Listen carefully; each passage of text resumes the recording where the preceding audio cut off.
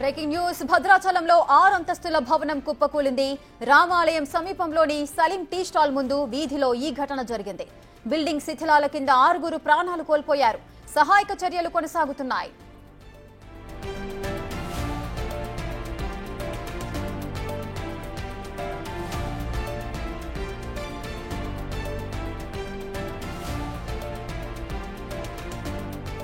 భద్రాచలంలో 6 అంతస్తుల భవనం కుప్పకూలింది. రామాలయం సమీపంలోని సలీం టీ స్టాల్ ముందు వీధిలో ఈ ఘటన జరిగింది. బిల్డింగ్ శిథిలాల కింద 6 ప్రాణాలు కోల్పోయారు. సహాయక చర్యలు కొనసాగుతున్నాయి.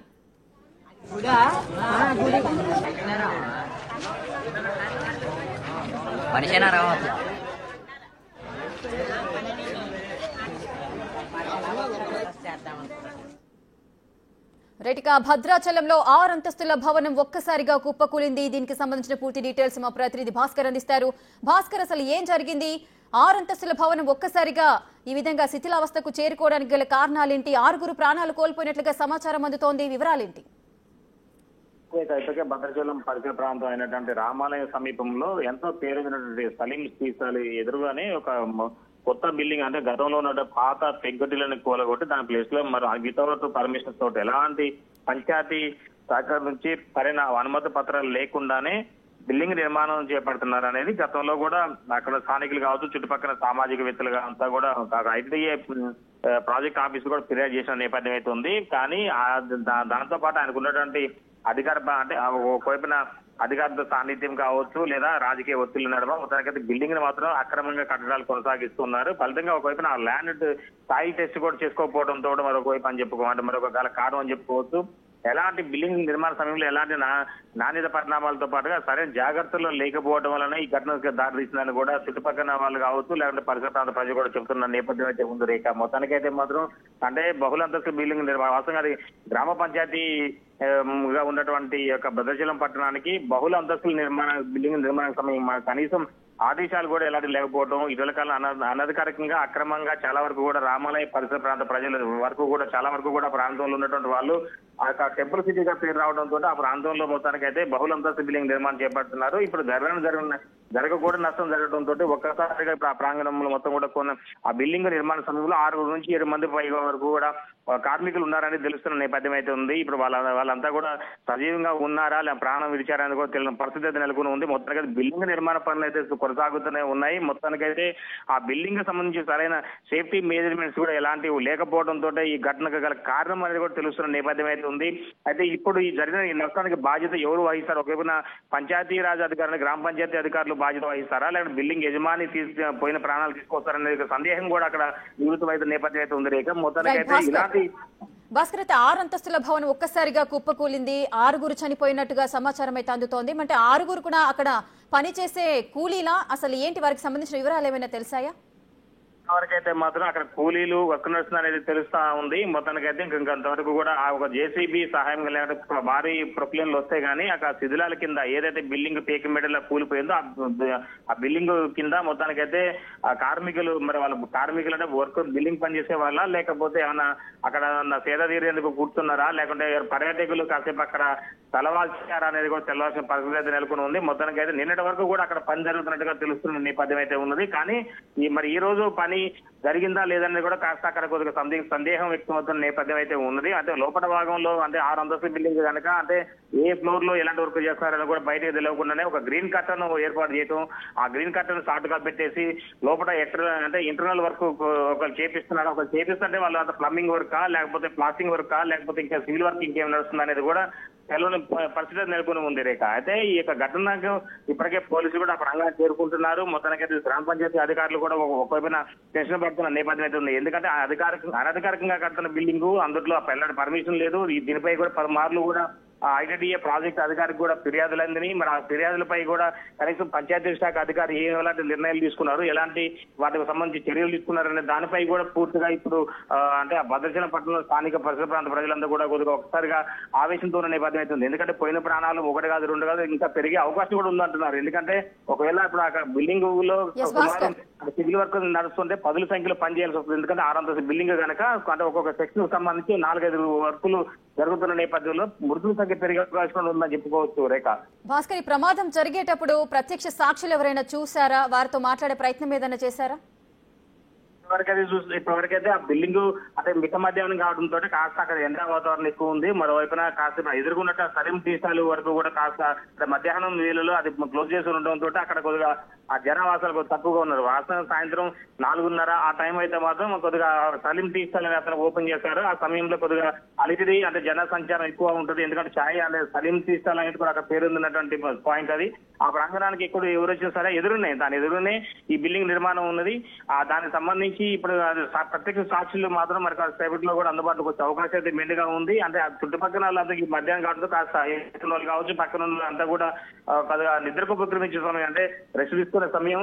అయితే ఇంకా ఈ మిగతా వాళ్ళు కూడా అక్కడ పాదాచారులు కావచ్చు లేదా భక్తులు కావచ్చు, రామాలయానికి వచ్చే భక్తులు కూడా ఒకరిద్దరు చూసినట్టుగా సమాచారం అందుతుంది. కానీ వాళ్ళు కూడా మనకు అందుబాటులో వచ్చే అవకాశం మెండుగా ఉంది రేఖ. భాస్కర్, అయితే ఆ భవన నిర్మాణానికి సంబంధించి ఒక్క రోజుకి అంటే ఎంతమంది ఆ బిల్డింగ్ లో పని చేస్తుంటారు? దాన్ని బట్టి మొత్తం ఎంతమంది ఉన్నారు అనేది ఒక అంచనాకి రావచ్చు కదా. ఒకవేళ ఇప్పుడు బిల్డింగ్ ఫస్ట్ మొదటి విడతగా వాళ్ళు ఫస్ట్ పిల్లర్స్ వేసుకొని మొత్తం అంటే స్లాబ్ వేసుకున్నారు. 6 అంతస్తుల వరకు కూడా స్లాబ్, ఒక స్లాబ్ వచ్చి సుమారు ఎత్తు 9 అడుగుల నుంచి 10 అడుగుల మేరకు ఉంచారు. మొత్తానికైతే భారీ బిల్డింగ్ కనుక ఒక్కొక్క ఫ్లోర్ లో సుమారు ఎంత లేదైనా సరే ఒక ప్లంబింగ్ వర్క్ కావచ్చు, లేదా ఎలక్ట్రీషియన్ వర్క్ కావచ్చు, లేదా టైల్ వర్క్, సివిల్ వర్క్ కావచ్చు, లేదా ఇంకా ప్లాస్టింగ్ వర్క్, ఇలాంటి ఏది చేసినా సరే కనీసం 10ల సంఖ్యలోనే వర్కర్స్ ఉంటారనేదిగా తెలుస్తున్న నేపథ్యం. ఎందుకంటే ఒక్కొక్క వైపు నుంచి గోడలు కట్టాలన్నా కానీ లేదా ఎలక్ట్రీషియన్ వర్క్ చేయాలంటే ఒక ఫ్లోర్లలో ఒక ఫ్లోర్ కి కనీసం ఎదురేసుకున్నా సరే 6 ఫ్లోర్ కూడా 12 మంది ఉండాల్సి వస్తుంది. లేదు ఒకవేళ సివిల్ వర్క్ నడుస్తుంటే మాత్రం కనీసం 10 మంది, ఎంత లేదన్నా సరే 10 మంది ఇసుక కావచ్చు, లేకపోతే టైల్స్ చేసే వాళ్ళు కావచ్చు. ఇట్లా ఒక్కొక్క వర్క్ కి సంబంధించి ఏ వర్క్ నడుస్తుందో పూర్తిగా అర్థం కాకపోతుంది. ఎందుకంటే మొత్తం కూడా ఏ స్లాబ్ కా స్లాబ్ ఒకదాని మీద తీర్చినట్టుగా పడింది. అట్లా పడటం వల్ల ఏమైందంటే ఇప్పుడు అది మొత్తం కూడా అసలు అక్కడ ఏ వర్క్ నడుస్తుంది అనేది తెలియని పరిస్థితి అయితే నెలకొని ఉంది. ఇప్పుడు అక్కడ కాసేపు పోలీసులు వచ్చి మొత్తం అయితే దానికి సంబంధించి ఇప్పుడు ఏదైతే స్లాబ్ కి సంబంధించిన ప్లేట్స్ మొత్తం కూడా ఒకదాని మీద ఒకటి పేర్చింది, రాయి పేర్చినట్టుగా నాపబండ పేర్చినట్టుగా పేరట్టు పడిపోవడంతో అవి ఒక తొలగిస్తే అక్కడ ఏ వర్క్ జరుగుతుంది అనేది తెలుస్తుంది. కానీ ఆ బిల్డింగ్ యజమాని మాత్రం ప్రజెంట్ ఇప్పుడు ఆ ప్రాంతంలో లేడని కూడా తెలుస్తున్న నేపథ్యం అవుతుంది. అతను కాస్త హైరాణపడుతూ కొద్దిగా ఆందోళన వ్యక్తం చేస్తూ ఆయనకు ఏదో కళ్ళు తిరిగినట్టుగా అదేవిధంగా హాస్పిటల్ తెలుస్తున్న నేపథ్యం అవుతుంది. మరి అది నిజమా లేకుంటే అతను కావాల్సి ఏదైనా అయితే దాని ఉద్దేశంతో భయపడామని అట్లా తీసిందని కూడా తెలియని పరిస్థితి అయితే నెలకొని ఉంది రేఖ. భాస్కర్, అయితే ఆ బిల్డింగ్ కి సంబంధించిన యజమాని ప్రస్తుతం ఎక్కడున్నారు? దానికి సంబంధించిన వివరాలు ఏమైనా తెలిసాయా? పోలీసులు ఏమంటున్నారు ఈ ఘటనకు సంబంధించి? ఘటనకు సంబంధించి ఇప్పటికే ఆ బిల్డింగ్ యజమానిని అదుపులో తీసుకున్నందుకు ట్రై చేస్తున్న నేపథ్యం తనకి ఏదో కళ్ళు తిరుగుతున్నాయని కొంచెం అనీజీగా ఉందంటూ చెప్పినట్టుగా తెలుస్తున్న నేపథ్యం అయితే ఉన్నది. మొత్తానికైతే అతనికి ఇంకా ప్రాంగణానికి వచ్చారు. వచ్చిన తర్వాత కొద్దిగా ఆందోళనకరంగా ఉందని తోటి అతను ఒకసారిగా హాస్పిటల్కి వెళ్ళినట్టుగా తెలుస్తున్న నేపథ్యం అయితే ఉన్నది. మరి అతను వచ్చి పూర్తిగా ఏం జరిగింది అనేది కూడా పోలీసులు కూడా ఇంటరాగేట్ చేస్తున్న నేపథ్యం. హాస్పిటల్కి వెళ్ళిన తర్వాత అయినా సరే అక్కడ కంపల్సరీగా అతనికి అది ఎంతమంది వర్క్ ఉన్నది, ఏం వర్క్ నడుస్తుంది, ఎంతమంది పని వాళ్ళు వచ్చారు, దానికి సంబంధించిన మేస్త్రి ఎవరు, ఎలాంటి వర్క్ సంబంధించిన మేస్త్రి అనేది కూడా పూర్తి వివరాలైతే గంబర్ కాన్సెప్ట్ లో రానున్నాయి రేఖ. భాస్కర్, అసలు ఈ 6 అంతస్తుల భవనానికి పర్మిషన్స్ ఏ విధంగా ఇచ్చారు? అసలు ఇచ్చారా లేదా? దానికి సంబంధించిన వివరాలు ఏమైనా తెలిసాయా? అంటే సాయిల్ టెస్ట్ చేయకపోవడం వల్ల 6 అంతస్తులు నిర్మించడం వల్లనే ఈ ప్రమాదం జరిగింది అనుకోవచ్చా? దీన్ని ఏ విధంగా చూడాలి?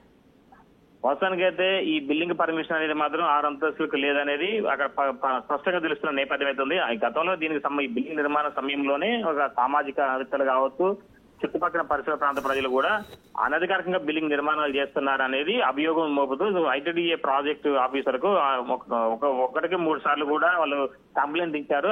దాని ఫిర్యాదు ఇచ్చిన తర్వాత కూడా పంచాయతీ శాఖ అధికారులు కావచ్చు, పంచాయతీరాజ్ అధికారులతో పాటుగా మిగతా మరి కొంతమంది అంటే ఐటీడీఏ పీఓ కొంత కమిటీ చేశారు. వాళ్ళంతా కూడా వచ్చి చూసుకొని పోయారు. మరి ఆ తర్వాత కూడా పనులు నడవడం కనుక మతబలం జరిగింది అనేది ఇప్పుడు అర్థమైపోతున్న నేపథ్యం ఉందంటున్నారు స్థానికులు. అంటే ఏమైనా డబ్బుకి లోపాయకార ఒప్పందం పెట్టుకుని అధికారులు కూడా సూచిస్తున్నట్టు వదిలేశారు. ఎందుకంటే ఇప్పటికే భద్రాచలపట్నం అంతా కూడా ఎలాంటి అనుమతులు లేక కేవలం G+1 లేదంటే ఒక డబుల్ షేర్కి ఇట్లా మాత్రమే పర్మిషన్ తీసుకొని బహుళంతస్తుల హోటల్స్ కావచ్చు, లాడ్జీలు కావచ్చు, రెసిడెన్షియల్ భారీ ఎత్తున నిర్మాణాలు చేపడుతున్నారు. వాస్తవానికి పంచాయతీ పరిధిలో మాత్రం అలాంటి బిల్డింగ్ కట్టడానికి ఎలాంటి అనుమతి లేదు.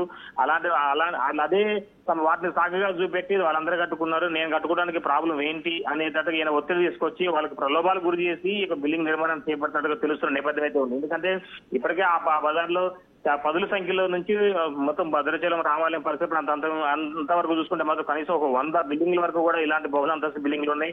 6 అంతస్తులు, 5 అంతస్తులు, 4 అంతస్తులు, ఇట్లా లాడ్జీలు కావచ్చు, రెసిడెన్షియల్స్ కావచ్చు, ఇవన్నీ ఉన్నాయి. వాటన్నిటిని ఉన్నాయి కదా, మరి వాటిని ఎందుకు ఇచ్చారు పర్మిషన్, మాకు కూడా ఇవ్వాలంటూ తన ఒత్తిడి పెట్టినట్టు కూడా తెలుస్తుంది. ఆ ఒత్తిడిలో భాగంగానే అధికారులు కూడా చూసినట్టుగా ఉన్న పర్మిషన్ ఇచ్చారా? మరి ఇప్పుడు ఈ జరిగిన ఘటనకు ఇప్పుడు మరి అప్పుడు అధికారులు బాధ్యత వహిస్తారా, లేకుంటే బిల్డింగ్ యజమాని బాధ్యత వహిస్తారా అనేది కూడా తెలవాల్సిన ప్రశ్న అయితే ఉన్నది రేఖ. భాస్కర్, అయితే 1 కాదు 2 కాదు సుమారు 6 ప్రాణాలు పోయాయి ఆ బిల్డింగ్ కుప్పకూలడం వల్ల. ఇంకా కూడా మరణ సంఖ్య కూడా పెరిగే అవకాశాలు అయితే కనిపిస్తున్నాయి. మరి ఇంతమంది ప్రాణాలు కోల్పోవడానికి గల కారణం ఆ బిల్డింగ్ యజమాని అని మనం చెప్పుకోవచ్చు. మరి ఒకవేళ తనని గనుక అదుపులోకి తీసుకున్నట్లయితే తను ఈ పరిస్థితికి బాధ్యత వహిస్తారా? ఆయనకు సంబంధించి ఎటువంటి కేసులు నమోదు చేసే అవకాశం ఉంటుంది?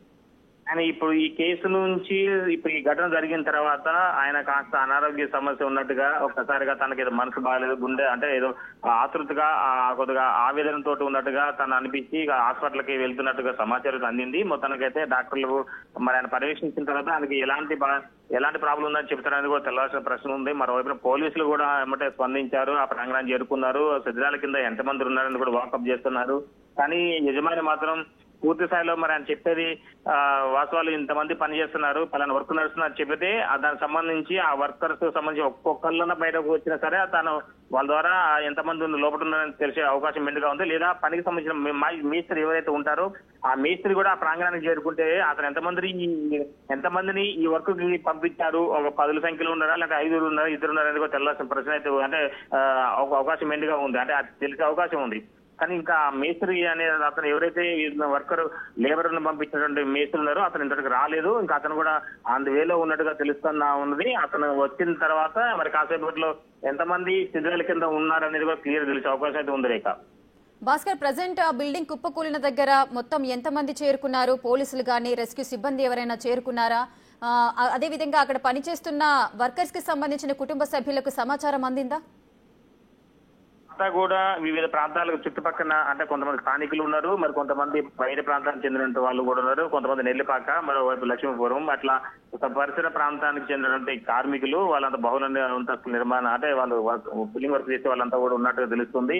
వాళ్ళకు కూడా అంటే ఈ మేస్త్రి అని అతను వస్తే మొత్తానికైతే వాళ్ళు ఏ ప్రాంతానికి చెందిన వాళ్ళు, ఏ గ్రామానికి చెందిన వాళ్ళు అనేది కూడా మెండుగా అంటే పూర్తి సమాచారం అయితే తెలిసే అవకాశం ఉంది. ఇప్పటివరకైతే మాత్రం అసలు అక్కడ ఎంతమంది ఉన్నారనేది కూడా ప్రశ్నార్థకరంగా ఉన్నది. అసలు 6 ఉన్నారా, 3 ఉన్నారా, లేదా ఇంకా 10 మంది ఉన్నారా అనేది కూడా స్పష్టంగా లేని విషయం అయితే తెలుస్తుంది. ఎందుకంటే ఇప్పుడు అక్కడ ఒక్కొక్క ఫ్లోర్ లో ఎంతమంది ఉన్నారు, ఫ్లోర్ అంటే 6 ఫ్లోర్స్ లో వర్క్ నడుస్తుందా, లేదంటే ఒక 2nd ఫ్లోర్ లో 3rd ఫ్లోర్ లోనే వర్క్ నడుస్తుందా అనేది కూడా ప్రశ్నార్థకరంగా ఉన్నది. మొత్తానికైతే ఈ 6 ఫ్లోర్ సంబంధించినటువంటి నిర్మాణంలో ఉన్నటువంటి ఈ బిల్డింగ్ ఒక మరి ఒక కుదుపుకి అంటే ఒక ఏదో బిల్డింగ్ ని డిస్మాంటిల్ చేసే సమయంలో ఎట్లా అయితే అది కుప్ప కూలిపోయిందో అదే విధంగా ఒక సైలెంట్ గా ఒక్కసారి పడడంతో స్థానికులందరూ కూడా ఉలికిపోయారు. మొత్తానికైతే చూసే సమయం కల్లా బిల్డింగ్ మొత్తం కూడా ఇక్కడ కింద పేసినట్టుగా కనబడుతున్న నేపథ్యంతో ఒకసారిగా అక్కడ అంతా ఆర్దన రోధించని చెప్పుకోవచ్చు. మళ్ళీ వైపున అక్కడ కింద సిద్ధాల నుంచి మాత్రం కాస్త ఏడుపులు ముత్తుకోటాలి దీని పని అనేది మాత్రం అక్కడ ఉన్న ప్రత్యక్షంగా చుట్టుపక్కల వాళ్ళు చెబుతున్న నేపథ్యం అయితే ఉందా, కానీ అది ఎంతమంది ఉన్నారనేది అయితే మాత్రం స్పష్టంగా చెప్పలేని పరిస్థితి అయితే రేఖ. రైట్ భాస్కర్, అయితే ఆ బిల్డింగ్ కూడా మొదటి నుంచి కూడా వివాదంగానే ఉన్నట్లుగా చెబుతున్నారు. మరి దానికి సంబంధించి ఎవరైతే యజమాని ఉన్నారో ఆయన ఎన్నిసార్లు నోటీసులు ఇచ్చినా కూడా పట్టించుకోలేదు అన్న టాక్ అయితే వినిపిస్తుందో, దీనికి సంబంధించి చుట్టుపక్కల వాళ్ళు ఏమంటున్నారు? చుట్టుపక్కల వాళ్ళు కూడా ఇదే చెప్తున్నారు. ఇప్పుడు జరిగిన ఘటనకు సంబంధించి బాధ్యత ఎవరు వహిస్తారు, అసలు ఈ యొక్క ఘటన ఇలా జరిగింది మరి మున్సిపల్ అధికారులు బాధ్యత వహిస్తారా, లేక దీనికి సంబంధించి బిల్డింగ్ యజమాని వహిస్తారా, లేకుంటే ఎందుకంటే ఐటీడీఏ పిఓ అధికారి యొక్క టేబుల్ మీద ఈ యొక్క బిల్డింగ్ నిర్మాణం సంబంధించి కంప్లైంట్ ఉన్నది. దీనికి సంబంధించి అతను కూడా రెస్పాండ్ అవుతున్నట్టుగా తెలుస్తున్న నేపథ్యం ఉంది. ఎందుకంటే ఒకళ్ళు కాదు, 2 కాదు, 6 పైగా కార్మికులు ఉండొచ్చు అని అంచనా వేస్తున్న నేపథ్యంలోనూ ఇలాంటి ఘటనకు సంబంధించి ఐటీడీఏ ప్రాజెక్ట్ ఆఫీసర్ కు కూడా సమాచారం అందింది. అతను కూడా ప్రాంగణానికి చేరుకునే అవకాశం కూడా మెండుగా ఉంది. ఈ లోపు సంబంధిత ఆర్డీఓ రెవెన్యూ డిపార్ట్మెంట్ వాళ్ళని కూడా ఆదేశించినట్టు కూడా తెలుస్తా ఉంది. ఘటనకు సంబంధించి పూర్తి వివరాలు తమకు అందించాలంటూ కూడా తెలుస్తుంది. మొత్తానికి అతను ఐటీడీఏ ప్రాజెక్ట్ ఆఫీసర్ కూడా ఘటన స్థలం చేరుకునే అవకాశం కూడా మెండుగా ఉంది. మరోవైపున పంచాయతీ శాఖ అంటే గ్రామ పంచాయతీ శాఖ అధికారులు కూడా అక్కడికి ప్రాంగణానికి చేరుకుంటున్నారు. ఎవరు వచ్చినా సరే మొత్తానికైతే మాత్రం ఆ యొక్క బిల్డింగ్ అనేది దానికి నిర్మాణానికి మాత్రం ఎలాంటి అనుమతులు లేవనేది మాత్రం చాలా స్పష్టంగా తెలుస్తా ఉంది. దానికి సంబంధించిన కంప్లైంట్ ఇచ్చిన వాళ్ళు కూడా మనకు కాసేపట్లో ముందుకు వచ్చే అవకాశం కూడా మెండుగా ఉంది. ఎందుకంటే వాళ్ళు గతం నుంచి కూడా ఆ బిల్డింగ్ నిర్మాణం సంబంధించి అంతా కూడా అదంతా అక్రమాలు కట్టడాలు మొత్తానికి తెలియదు పర్మిషన్ లేదనుకుంటూ వాళ్ళంతా కూడా ఒకవైపు పంచాయతీ శాఖ అధికారులకు పంచాయతీరాజ్ అధికారులు కావచ్చు, మరోవైపున ఐటీడీఏ పిఓ కావచ్చు, వాళ్ళంతా కూడా చెబుతున్న నేపథ్యం వాళ్ళు ఫిర్యాదు చేశారు. ఆ ఫిర్యాదు సంబంధించిన డేటా కూడా ఉన్నది. వాళ్ళకి సంబంధించిన వాళ్ళంతా కూడా ఇప్పుడు బయటకు వచ్చే అవకాశం ఎందుకు ఉంది. ఎందుకంటే వాళ్ళ ఫస్ట్ నుంచి కూడా ఆ బిల్డింగ్ నిర్మాణానికి విభేదిస్తూ వస్తున్నారు కనుక వాళ్ళంతా కూడా ఇప్పుడు మీడియా ముందు కూడా వచ్చే అవకాశం అయితే స్పష్టంగా ఉంది. రేఖ భాస్కర్, అయితే ఈ బిల్డింగ్ నిర్మాణం స్టార్ట్ చేసి ఎన్ని రోజులు అవుతుంది? అదేవిధంగా అసలు దీనికి పర్మిషనే లేదు, అదేవిధంగా మొదటి నుంచి కూడా వివాదంలో ఉంది అని కూడా చాలా మంది చెప్తున్న పరిస్థితి అయితే నెలకొంది. అసలు ఈ బిల్డింగ్ కి ప్లాన్ ఇచ్చినటువంటి ఇంజనీర్ పైన కూడా చర్యలు తీసుకునే అవకాశాలు ఉంటాయా? వాస్తవంగా అక్కడ అంటే ఈ బిల్డింగ్ నిర్మాణ సమయంలో అంటే సుమారు దాన్ని ప్రారంభం చేసుకోవడం సుమారు 1 సంవత్సరం పైగానే అవుతుందని చెప్పుకోవచ్చు.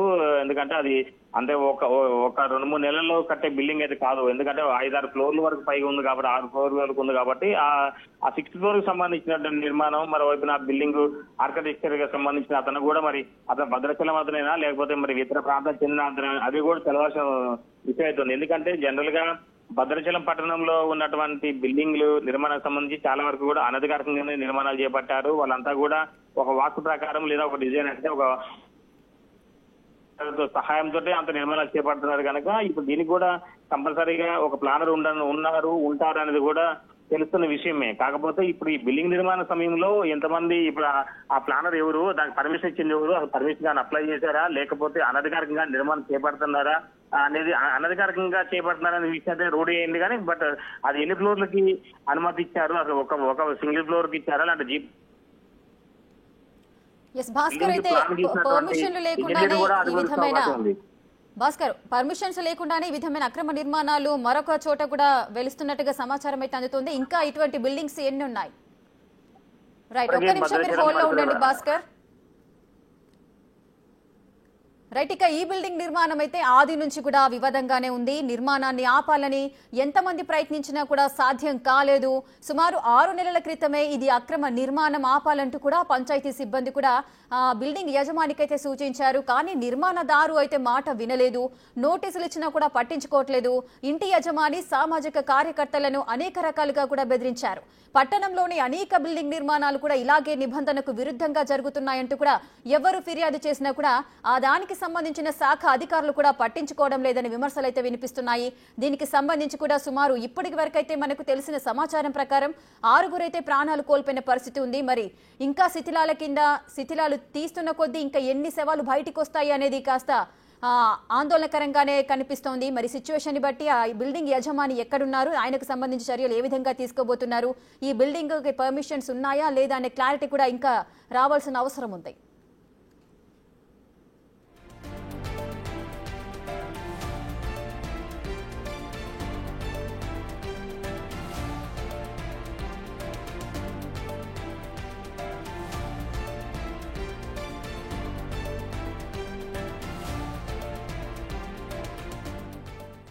భద్రాచలంలో 6 అంతస్తుల భవనం కుప్పకూలింది. రామాలయం సమీపంలోని సలీం టీ స్టాల్ ముందైతే ఈ వీధిలో ఈ ఘటన జరిగింది. ఈ బిల్డింగ్ శిథిలాల కింద సుమారు 6 ప్రాణాలు కోల్పోయారు. వారంతా కూడా రోజువారీ కూలీ చేసుకునే చిన్న జీవులకు సంబంధించిన విషయము, చిన్న పనులు చేసుకుంటూ వారి జీవనాన్ని సాగిస్తున్న కూలీలైతే వారి ప్రాణాలైతే కోల్పోయారు. పర్మిషన్స్ లేవు, ఇది అక్రమ నిర్మాణం అంటూ కూడా ఎంతమంది వాదించినా కూడా ఆ బిల్డింగ్ యజమాని అయితే వినని పరిస్థితి. ఎన్నిసార్లు నోటీసులు ఇచ్చినా కూడా ఆయన స్పందించలేదు. ప్రెసెంట్ మనం ఆ విజువల్స్ ని కూడా బిగ్ టీవీ స్క్రీన్ పైన ఎక్స్క్లూజివ్ గా చూస్తున్నాము. గతంలో అయితే అధికారులతో ఆ భవన యజమాని గురించి మనం ఇందాక మాట్లాడుకున్నాము. ఆయన పేరు శ్రీపతి. ఆయనను మనము బిగ్ టీవీ స్క్రీన్ పైన ఎక్స్క్లూజివ్ గా చూస్తున్నాము. ఆ శ్రీపతి ఎవరైతే అధికారులు ఉన్నారో వారితో గొడవకు దిగుతున్న, వాగ్వాదం చేస్తున్న దృశ్యాలను మనం చూస్తున్నాము. అతనే కాదు, వారి కుటుంబ సభ్యులు కూడా అక్కడ వాదిస్తున్న సిచ్యువేషన్స్ అయితే మనకు కనిపిస్తున్నాయి. ఆ బిల్డింగ్ కి సంబంధించి పర్మిషన్స్ లేదు, సాయిల్ టెస్ట్ చేయలేదు, ఆ బిల్డింగ్ ని ఆపాలి అంటూ కూడా ఎన్నోసార్లు చాలా మంది కూడా వెళ్లి రిక్వెస్ట్ చేసిన సందర్భాలు కూడా ఉన్నాయి. దానికి సంబంధించిన దృశ్యాలు మనం చూస్తున్నాము. మరి ఏం జరిగింది, ఆయన ఎందుకు ఈ మాటలు వినట్లేదు, అధికారులతో ఎందుకు వాగ్వాదానికి దిగుతున్నారు, మరి ఎందుకు అంటే ఎటువంటి అండదండలతో ఆయన ఈ కార్యక్రమాలు చేస్తున్నారు, ఇప్పుడు ఆయన నిర్లక్ష్యమై ఇప్పుడు 6 ప్రాణాలు కోల్పోవడానికి గల కారణమవుతోంది. మరి ఆయనపైన ఎటువంటి చర్యలు తీసుకుంటారు? దీనికి సంబంధించి కూడా ఇంకా వివరాలు అయితే బయటికి రావాల్సి ఉంది. మరి పోలీసులు ఏ విధమైన యాక్షన్స్ తీసుకుంటారు? అసలు ఏం జరిగింది? ఈ బిల్డింగ్ కి సంబంధించి మొత్తం 6 అంతస్తుల భవనం ఒక్కసారిగా కుప్పకూలడానికి గల ముఖ్యమైన కారణాలేంటి? అసలు దీనికి పర్మిషన్స్ ఇచ్చింది ఎవరు? అసలు పర్మిషన్స్ ఉన్నాయా లేదా? పర్మిషన్స్ ఇవ్వడానికి గల కారణాలేంటి? ఆయన వెనకాల ఇంకేదైనా పొలిటికల్ బ్యాక్గ్రౌండ్ ఉందా? అధికారుల ఒత్తిడి వల్ల పర్మిషన్స్ ఇవ్వాల్సి వచ్చిందా? లేదంటే పర్మిషన్స్ ఇవ్వకున్నా కూడా నా వెనక అండదండలు ఉన్నాయి కాబట్టి నా ఇష్టం వచ్చిన రీతిన నేను చేసుకుంటాను అన్న కోణంలో శ్రీపతి వెళ్ళాడా అనేది కూడా తెలియాల్సి ఉంది. ప్రస్తుతం మనం బిగ్ టీవీ స్క్రీన్ పైన అయితే ఒక విజువల్స్ అయితే చూస్తున్నాము. ఎవరైతే అధికారులు ఉన్నారో ఆ బిల్డింగ్ కి సంబంధించి నిర్మాణం ఆపాలంటూ కూడా శ్రీపతి దగ్గరికి వెళ్ళినప్పుడు ఆయన ఏం మాట్లాడుతున్నారు? వాళ్ళ కుటుంబ సభ్యులు కూడా అధికారులతో వాగ్వాదానికి లేదంటే గ్రామస్తులతో వాగ్వాదానికి దిగుతున్న దృశ్యాలైతే మనం చూస్తున్నాము. దీనికి సంబంధించి ఆయన నిర్లక్ష్యం అయితే ఇప్పుడు ప్రెసెంట్ ఎవరైతే ప్రాణాలు కోల్పోయారో వారి యొక్క ప్రాణాలు కోల్పోవడానికైతే ఆయన నిర్లక్ష్యం కారణమని కూడా చెప్పుకోవచ్చు.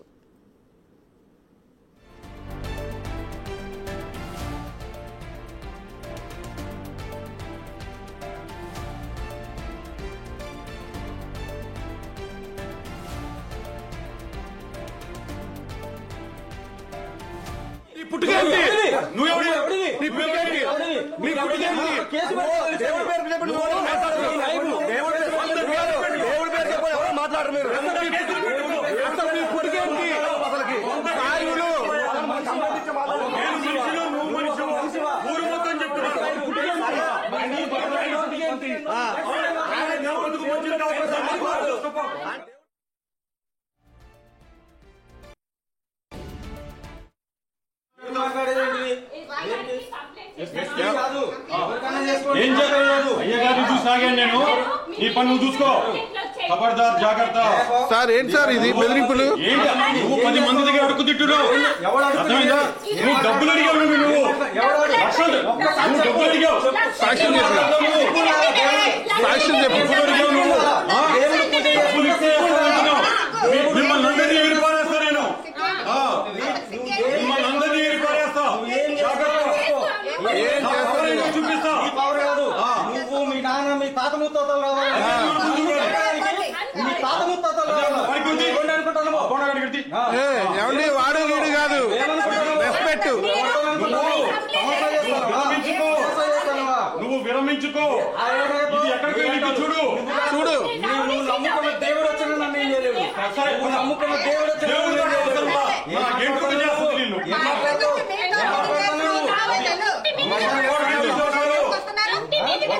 ఈవో గారు వచ్చారని వచ్చాం.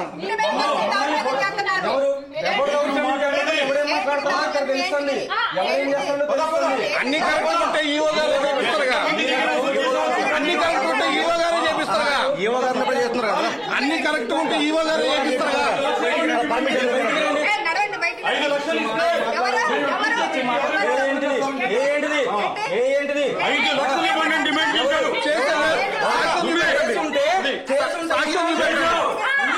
సాగోనని చెప్పాను నేను.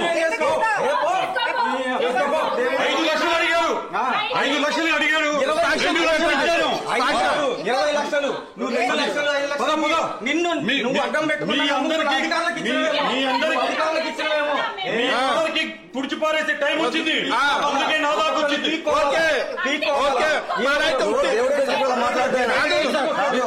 ఏమండి ఒక స్లాబ్ వేసుకోవట్లేదు కానీ మమ్మల్ని ఏం చేయగలుగుతారు? ఈవో గారు ఉన్నారుగా. ఈవో గారు కరెక్ట్ అయితే నేర్పిస్తారు కదా.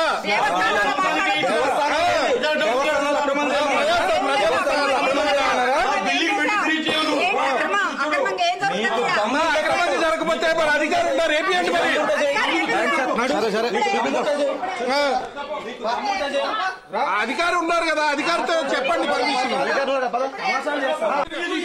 నీ పుట్టుకేంటి? నీ పుట్టుకేంటి? నీ పుట్టుకేంటి? దేవుడి పేరు చెప్పండి. దేవుడి పేరు చెప్పండి. ఎవరో మాట్లాడరు మీరు. అసలు నీ పుట్టుకేంటి? సాయులు ఊరు మొత్తం చెప్తున్నా.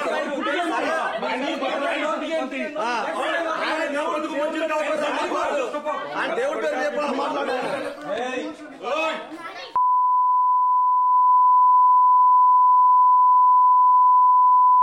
మాట్లాడకూడదు సాయిబులు.